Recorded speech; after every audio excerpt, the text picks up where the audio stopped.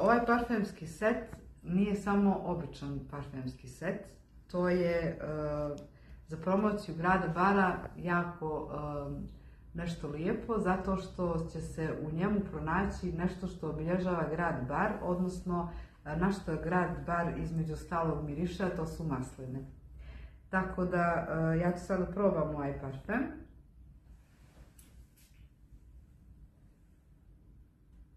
Zaista miriše na maslinu.